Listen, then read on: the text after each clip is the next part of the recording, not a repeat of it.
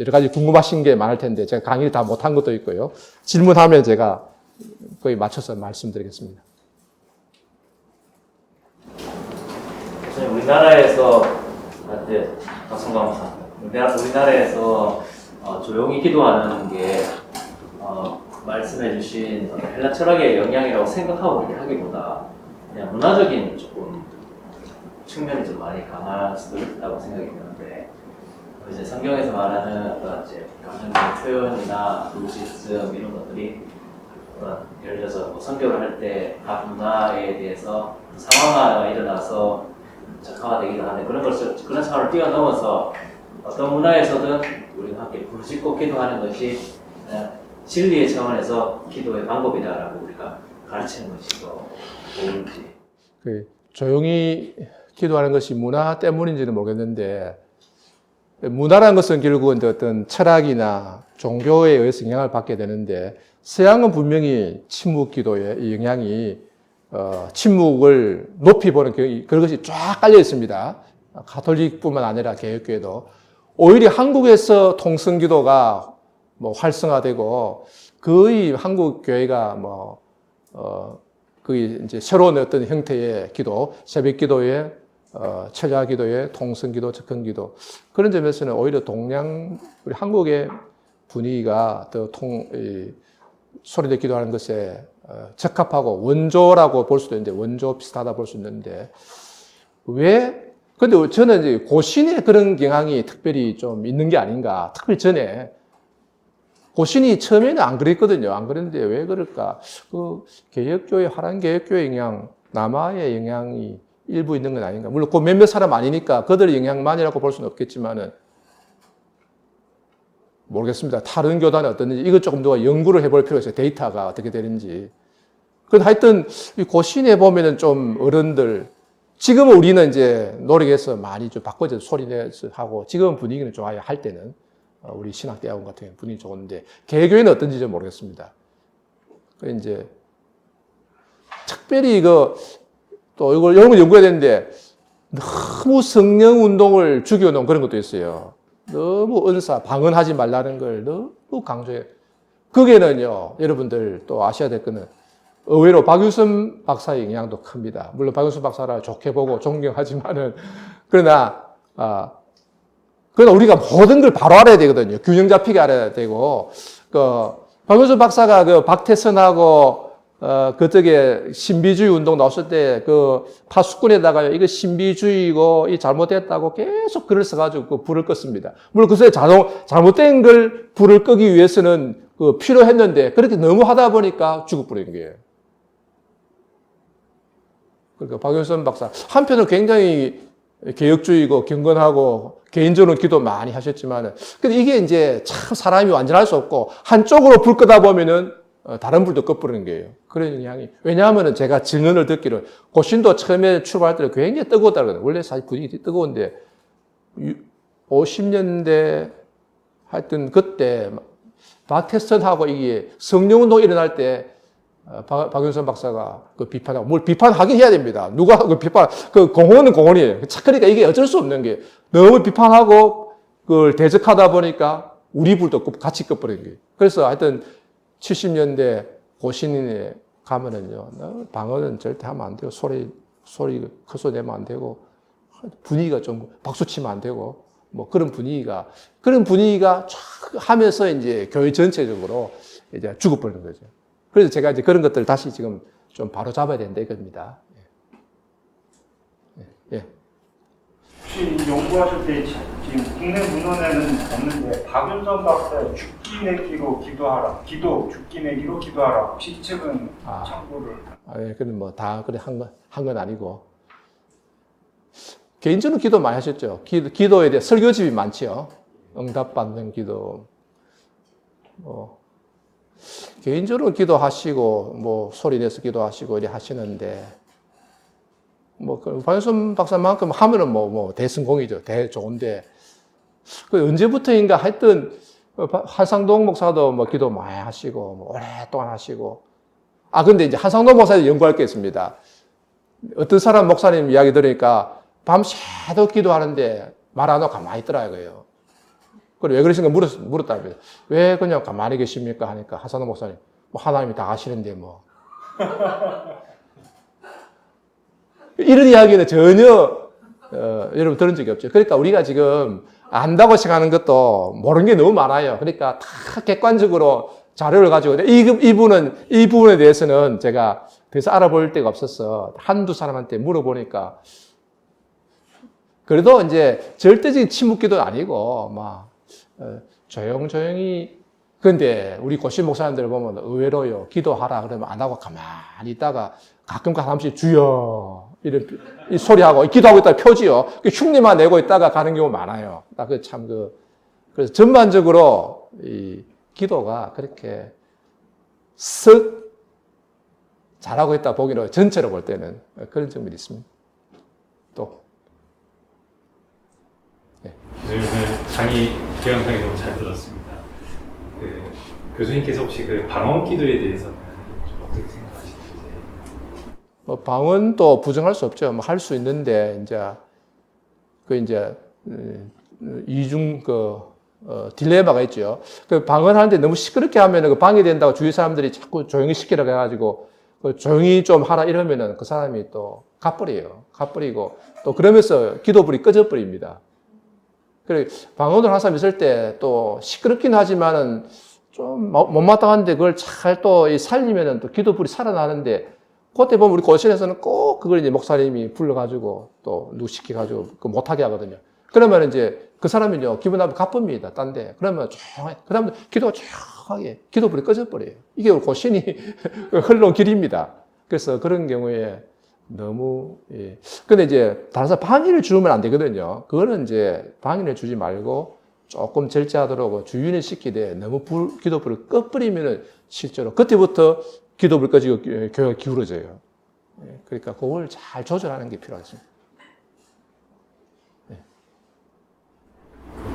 그 각자 방언에 대한 잘 많은데 교수님 생각에는 그렇죠.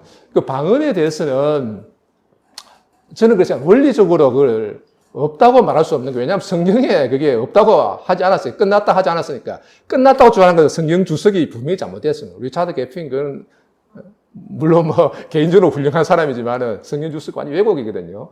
그 고린도전서 13장 그것도 재림 때 끝난 걸 완전히 억지로 그 자기 신학에 끼워 맞추는 거거든요. 몇 가지 지적해 놓은 게 있습니다. 맞지 않고. 그러나 이제 이게 진짜 방언인지 가짜 방언인지를 판별하기가 어렵다. 그 기준을 하나님께서 우리에게 주시지 않았다. 우리가 그걸 판단하기 어렵다. 그래서 좀 가짜로 의심되는 경우들도 들어있어요. 들어있고 있는데, 그렇다고 진짜가 전혀 없다고 말할 수는 없고, 그래서 저는 크게 방언을 막 높이 평가하거나 그런 건 아닌데, 그러나 성령을 소멸치 말라 했고, 방언이 있는데 그걸 또 멸시하지 말라 했으니까, 그런 차원에서 또 그렇게 해서 개인적으로 유익이 있다 하고 기도를 많이 하는 사람도 있기 때문에, 그런 사람들도 이렇게 존중하고 같이 이렇게 살려주는 거, 같이 어울리도록 해주는 거죠. 그게 필요하고, 목회에서는 이런 사람 저런 사람 있거든요. 조영기 목사 같은 경우는 물론 신학적으로 문제는 있지만은 자기는 방언 기도 그것 때문에 오랫동안 기도하고 하루에 3시간 이상 어떤 데는 밤새도 기도하고 그걸 한다 그러거든요. 기도하는 것 자체는 나쁜 건 아니고 좋은 거니까. 자기의 유익을 위해서 또 교회 유익이 되는 방향이면 좋은 거죠. 그러나 그걸 절대적으로 강조하고 다른 사람에게 요구하는 건 잘못이고 그런 거는 좀 옳지 않다 해요. 또 다른 점이 있습니다. 그 기도의 내용에 있어서 제 관찰이 정확한지는 모르겠습니다만 최근에 일반적으로 기관들이 이렇게 성도님들이 생각하시기에 기도가 뭔가 간구 하나님한테 뭘 구해서 얻어내는 이런 생각이 일반적이었는데 요즘 추세는 뭔가 이제 대화, 친구랑의 깊은 사귐이나 아빠와의 친밀한 어떤 최근에 저희 부서에 한 40대 중반 되는 집사님이 기도 생활 잘 못하셔서 얘기를 나누다가 들은 얘기가 자기 이제 부모님 세대 때는 가난한 사람도 많고 뭐 어디 가나 다 부족하니까 그때는 뭐 간구하고 주님 앞에서 막 달라달라 했지만 요즘 같이 뭐 부족한 거 없고 뭐 다 갖추고 사는 시대에서 오히려 뭔가를 달라고 하는 거는 자기가 사회적인 약자들이나 그런 걸 달라고 하지 뭐 부족한 게 없는데 굳이 그래서 기도가 잘 안 된다고 얘기를 하시는데 좀 이게 기도에 그러니까 내용이 사실 뭐 예수님도 이 잔을 지나가게 해달라고 어떤 간구고 바울의 기도도 이방인 선교를 위해서 나를 위해서 이렇게 간구해달라 주로 이렇게 간구가 맞는 것 같은데 요즘은 사기입니다. 그 환란이 와도 환란을 물러가게 해달라고 하지 말고 그걸 잘 감내하고 그걸 막 누릴 수 있게 해달라 그런 식의 이제 멘트들 많이 좀 자주 접하고 저는 자주 접하는 것 같은데 그걸 어떻게 좀 이제 기도가 점점 약화되고 변질될 때 이제 나타나는 현상인데 딱 그 예를 들면은 칼빈에게 있어서 기도의 중심은 간구였다. 간구. 그 칼빈 기독교 강조에 보면 첫 기도에 대한 부분을 보면은 우리가 얼마나 부족하고 결핍된 존재인가 하는 것을 알아야 된다. 그래서 우리가 참 부족하고 결핍되고 뭔가 필요가 많기 때문에 이제 기도해야 된다. 그게 이제 출발인데 칼 바르트에게 있어서의 기도의 그 중심은 감사예요. 뭐 우리가 뭐 그렇게 하나님께 뭐 간구하느냐, 하나님께 감사하면 되지. 그래서 이거는 20세기 스위스잖아요. 스위스의 참 그 자족하는 현대인의 모습을 칼 바르트가 잘 보여주고 있다. 그러나 칼빈 때는 그 투쟁이잖아요. 목숨을 건 싸움이고 참 힘들고 어려울 때 간구가 중심이에요. 그러니까 우리나라도 60년, 70년대 어려울 때는 하나님께 간구하는데 그걸 이제 조금 먹고 살만하니까 그걸 자꾸 이제 경시하고 무시하고 뭐 그런 걸 시시콜콜하게 다 기도하냐 이러면서 이제 그럼 남는 게 감사, 대화도 물론 틀린 건 아니지만은 그런 위험성이 있는 거죠. 그러니까 이게 이제 근본적으로 뭐가 되는가 하면 자족하는 인간, 한 교만해진 현대인이 자꾸 이게 있는 거예요. 하나님 앞에서 더 이상 겸비하지 않는 거죠. 그러나 기도하러 나올 때는 제일 중요한 것은 하나님께 겸비한 겁니다. 하나님. 그러니까 기도는 이제 간구가 핵심이죠. 아래인다, 아래. 대하라기보다 하나님께 아래, 왕 앞에 나서 아래는 거예요. 아래의 내용은 물론 감사도 있고 진술도 있습니다. 하나님에 대해서 찬양하고 고백하는 그런 것도 있고 물론 자기 죄를 고백하는 것도 뭐 항상 있어야 되는 건 아니지만 그것도 뭐 있어야 되고 그 다음에 중요한 게 이제 간구인데 간구는 자기 자신을 위한 간구와 다른 사람을 위한 간구 그 중보 기도를 하는데 바울에게 있어서 기도의 대부분은 중보 기도가 차지했다. 90% 이상, 95%, 99%가 중보기, 왜 다른 사람이에요. 그러니까 다 교회 성도들 위한 기도. 이것 때문에 시간이 많이 필요한 게 자기 자신을 위해서만 기도한다면요, 10분이면 돼요. 그 이제 다른 또 나라와 우리나라 같은 나라와 민족, 교회 이런 이 중보 기도를 이제 우리가 배워야 되고, 그 중보 기도만 무조건 내려가는 게 아니고 하나님과 처음에는 약간 그 교통에 대한 감사와 고백과 좀 생각도 정리하는 이런 것도 필요하거든요. 그런 것도 필요한데, 그러나 전체적으로는 간구가 핵심이 돼야 되고, 물론 감사도 있죠. 감사와 찬양, 진술, 생각하는 또 이런 것도 있지만은, 그러나 간구 중에서도 중보 기도가 또 핵심이 돼요. 물론 자기 자신을 위한 기도. 그래서 자기 자신의 그러니까 예를 들어서 이제 자녀의 건강과 직장과 잘 되도록 기도한 걸 너무 기복적이라고 몰아씌우면 안 돼요. 그러면은요, 대다수 사람들 기도할 내용이 없어집니다. 약한 성도들은 일단 그거부터 출발해야 되거든요. 그거부터 출발해 점점 깊은 단계로, 높은 단계로 나아가거든요. 그러니까 이 추상적으로 생각하는 사람들은 그런 걸 다 기복적으로 무시해버려요. 그러면 기도할 게 없는데, 별로. 아니, 그 기도 출발에 점점 하면서 이제 점점 하나님 뜻을 깨달아가고 높은 단계로, 나라와 민족과 복음 전파와 교회가 바로 서도록. 제일 높은 단계는 이제 예수님처럼 다니엘처럼 기도하는 거죠. 다니엘처럼, 바울처럼. 근데 점점 그런 기도 훈련이 평생을 동안 훈련인데, 처음 이렇게 자기의 어떤 소원을 아뢰는 것을 너무 무시하면 안 된다. 예. 저는 김미아 집사입니다. 참신도 참했는데요.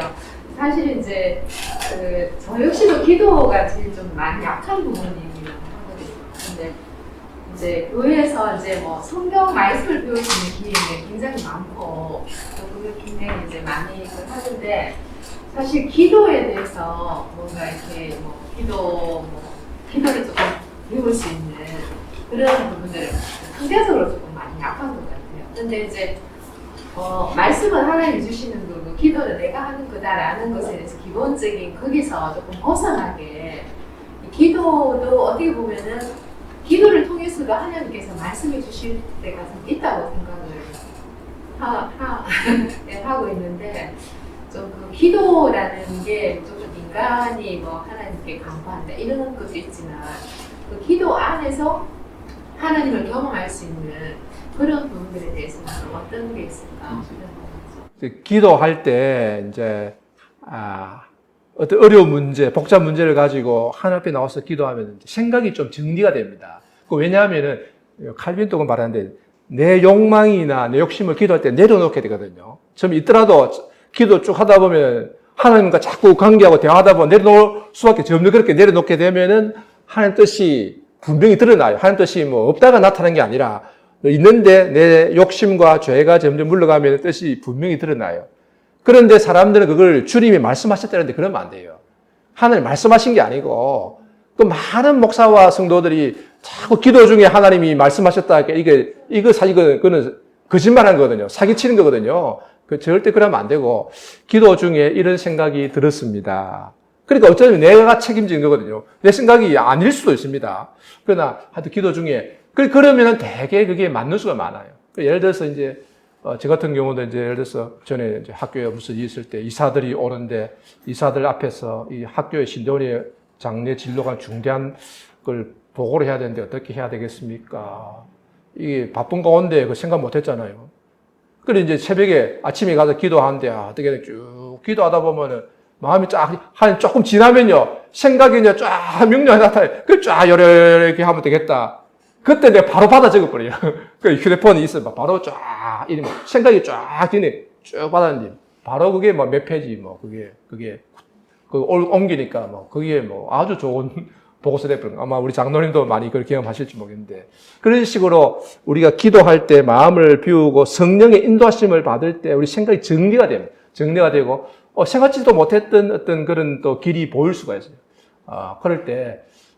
그럴 때는 이제 펜이나 눈에다 좀 기록을 빨리 할 필요도 있고요. 특히 설교 준비할 때도 어떤 때는 설교 이제 이 본문의 뜻을 푸는 거, 주의하는 거는 설명하는 거. 설교는 뭐 주의까지는 아니지만 그래도 대충은 설명까지는 언제든지 할 수 있어요.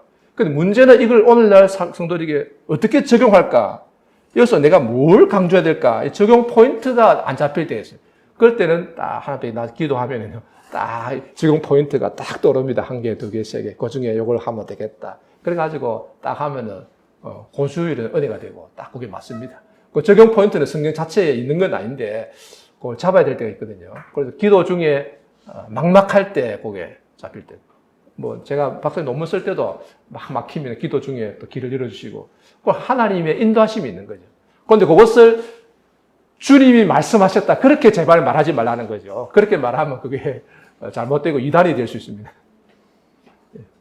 또 있습니까? 방금 교수님 말씀 중에 중보기도 관련해서 이야기하셨는데 일부 말로는 중보기도가 잘못된 단어다. 그래서 하나님과 사람 사이에 유일한 중보자는 예수 그리스도이고 우리가 하는 기도는 중보기도가 아니라 도보기도다. 이렇게 이야기하는 사람들이 있잖아요. 이걸 조금 어떻게 교단에서 봐야 될지에 대한 부분을 두고 더불어서 이 중보기도의 그 능력과 범위가 좀 어떻게 되는지 궁금한 게 예를 들어서 이제 기도하는 부모를 가진 자녀는 망하지 않는다. 그러니까 여러분들 기도하십시오. 보통 이게 설교자들이 많이 얘기하잖아요. 그렇게 얘기하는 게 정말 맞는 건지 자녀들은 전혀 하나님과 상관없는 삶을 살고 있는데 부모가 믿음을 가졌다고 해서 이 자녀들을 위해 끊임없이 기도하고 끝까지 기도하면 이 자녀가 막 하나님을 알지 못함에도 불구하고 망하지 않는 것이 정말 이 자녀들을 위한 것인지 그런 것들을 조금 생각해봅니다. 그 중보 기도라는 용어에 대해서 그도 총회도 올라왔는데 물론 도고라는 이제 이런 이제